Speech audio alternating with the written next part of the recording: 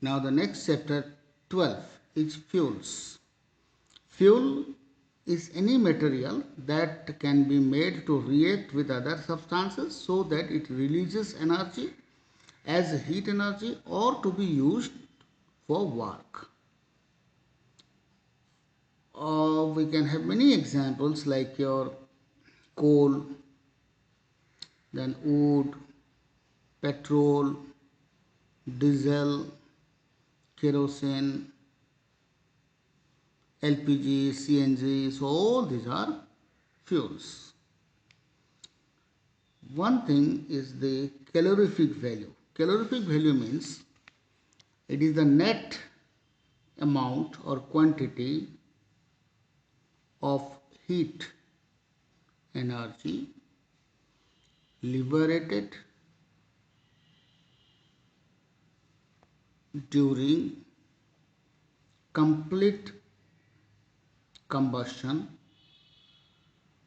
of a unit mass or unit volume of fuel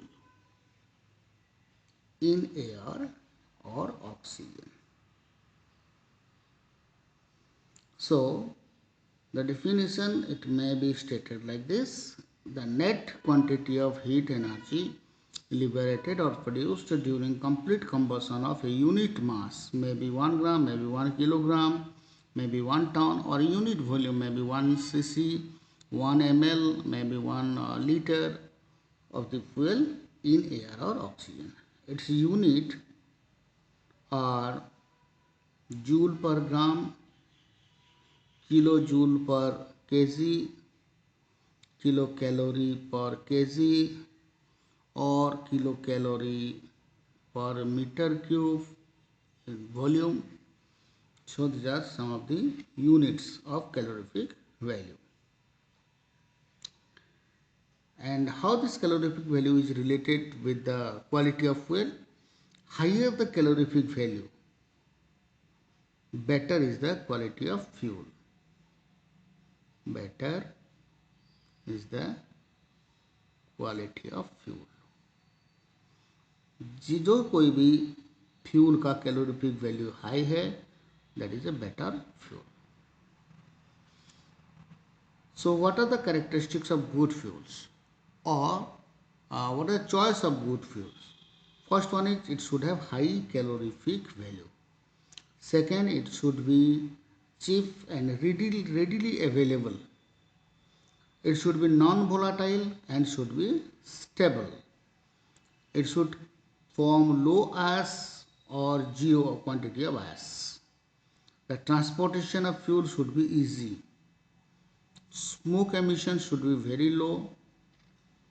The ignition temperature required to burn that fuel should be very low, low ignition temperature. It should not be explosive in nature. Low moisture content, it should contain low quantity of moisture. It should contain low percentage of volatile matter. It should require low storage volume. That means huge quantity of fuel can be stored in a very small area, and it should provide uniform fuel bed.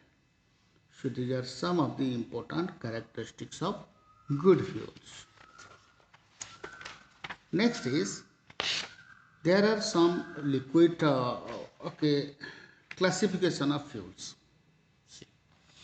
Classification of fuels. Fuels may be classified into primary fuels and secondary fuels. Primary fuels, these are directly obtained from the nature, like your wood. Secondary fuel, these are obtained from the primary fuels, like your charcoal, uh, petrol, diesel, kerosene. These are obtained from petroleum. So these are all secondary fuels.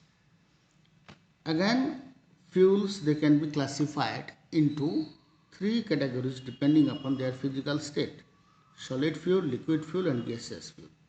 Solid fuels, it includes wood, charcoal, coal, coke, cow dung, etc. Liquid fuel, it includes petrol, diesel, kerosene,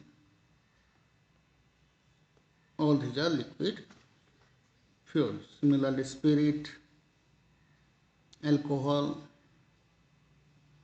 liquid fuels. Gaseous fuels, they include like methane, natural gas,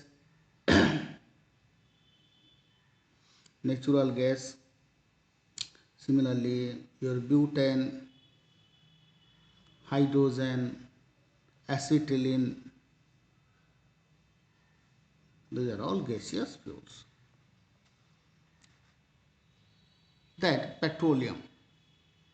Petroleum, this word is coined from two words.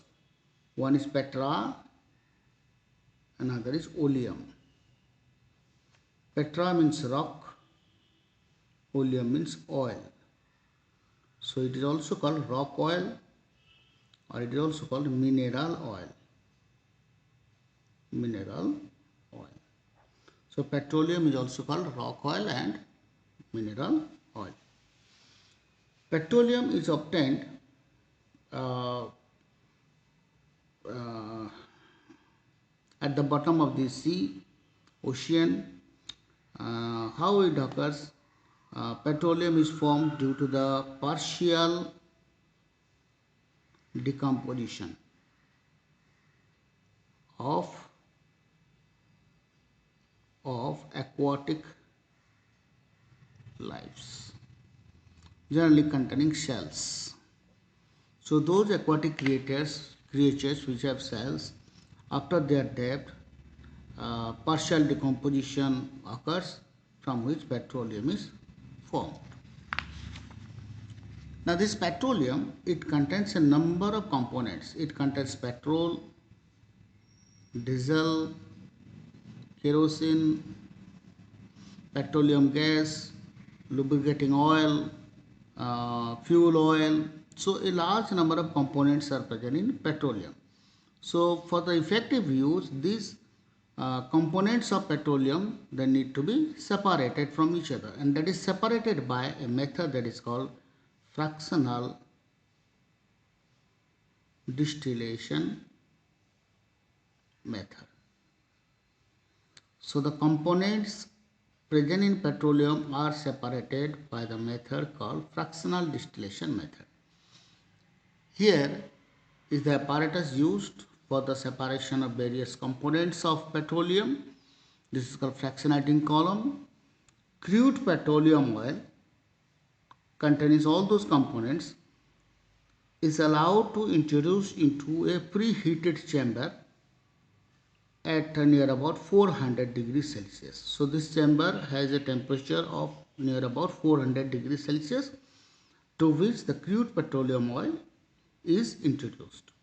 Now at 400 degrees Celsius, all the components, that is petrol, diesel, kerosene, all these components, they are converted into their vapor state, and the vapors, they rises up.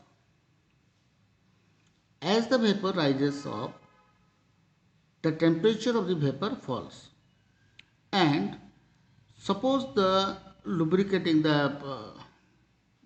this one lubricating oil, it has boiling point, let it be 370 degrees Celsius. So when the temperature falls below 370 degrees Celsius, then lubricating oil get condensed and it is converted into liquid, and lubricating oil, it is now drained out through this outlet. Similarly, the rest of the vapors moves up and the temperature reduces gradually.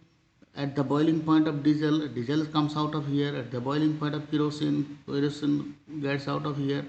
Similarly, the fraction having lowest boiling point is collected at the top of the fractionating column, and that having highest boiling point is collected at the bottom of the fractionating column.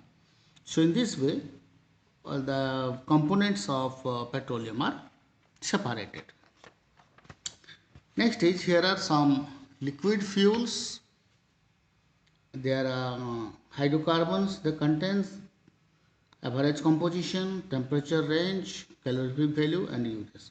Petrol, it consists of pentadecan to octadecan hydrocarbons and average composition as shown here, carbon 84%, hydrogen 15%, oxygen, sulfur and nitrogen very low, there is 1% up to 1%.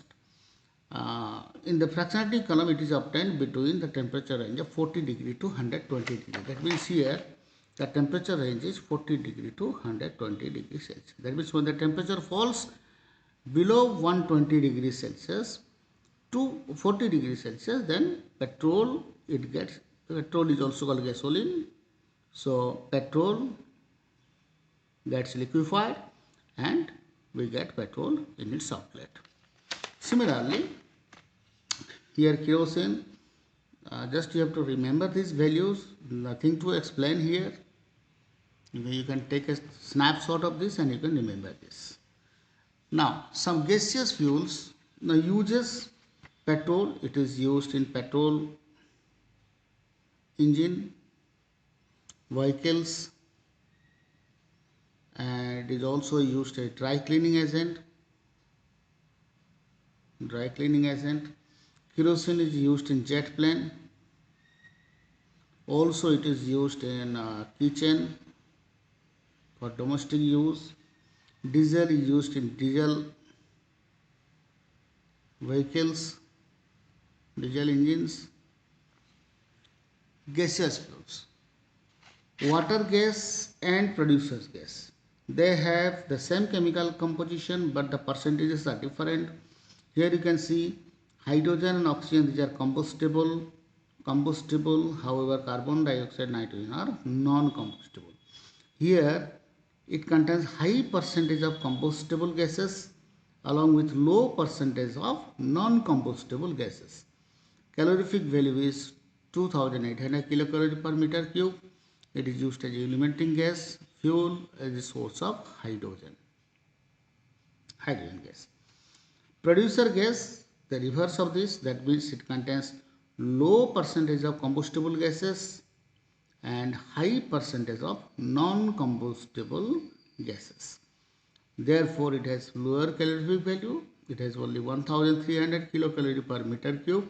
It is used in heating furnace in metallurgical operation. Also, it is used as a reducing agent during metallurgical operation.